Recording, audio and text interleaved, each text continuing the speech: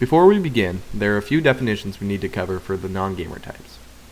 FPS, or first-person shooter, a game genre where the player controls their character from a first-person perspective, and where the focus of the gameplay is on the use of guns.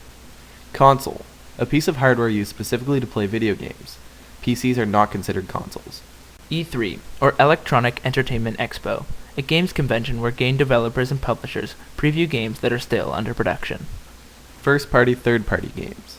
First-party refers to a game which is developed by a studio owned by a console company. Third-party refers to a game that is developed for a console that the company has no direct ties to.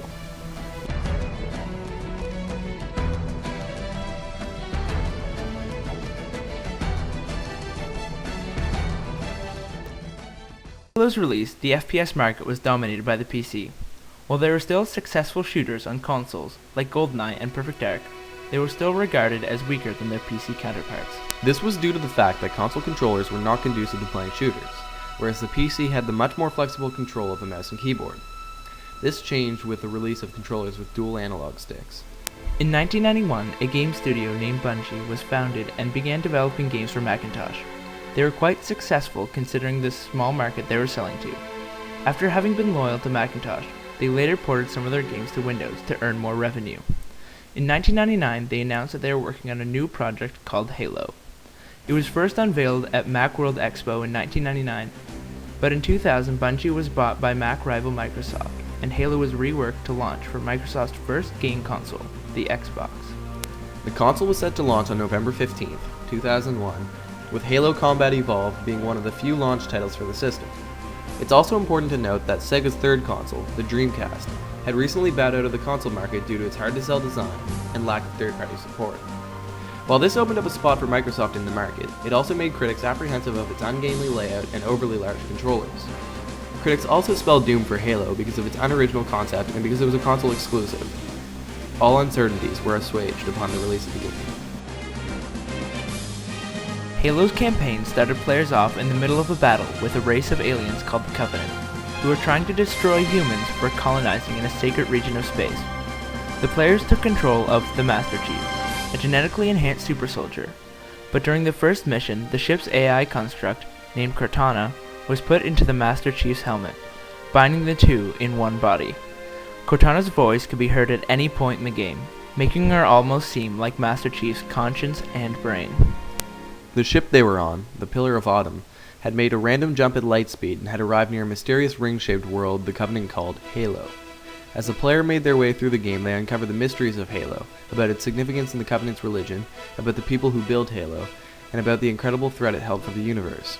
In a shocking turn of events midway through the game, the players were suddenly faced with a new, more ruthless enemy, the Flood.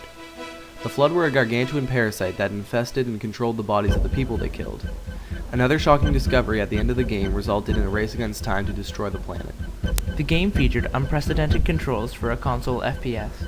Body movement was mapped to the left analog stick, while head movement was controlled by the right, giving players a much easier way to maneuver. It also used one-button press for grenades, instead of cycling through weapons to use a grenade, which was standard in other shooters. It was also able to effectively use melee attacks, which were again mapped to a button. While these were all important, there were things that PC shooters had done or could do, but there were two things that made Halo stand out from all the other shooters. It was one of the first games to include vehicles that controlled well and could easily be implemented into regular gameplay, and a regenerating health bar, which is one of the most recycled features in modern shooters. The game was met with immense critical and public success, selling over 5 million copies by November 9, 2005. The game has an average rating of 97 on Metacritic.com and was cited by many reviewers to have been the reason for the Xbox's success.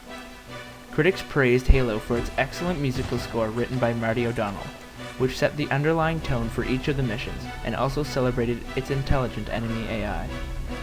It also became a cult hit. Many people who bought the game would meet at one person's house and connect Xboxes to have multiplayer tournaments called LAN parties. Eventually, Microsoft developed Xbox Live, an online video game service, which couldn't work with Halo but was immensely successful with Halo 2. It forever changed the way the general population looks at games, and how games are marketed. It showed people the amount of money that could be made in the video game industry.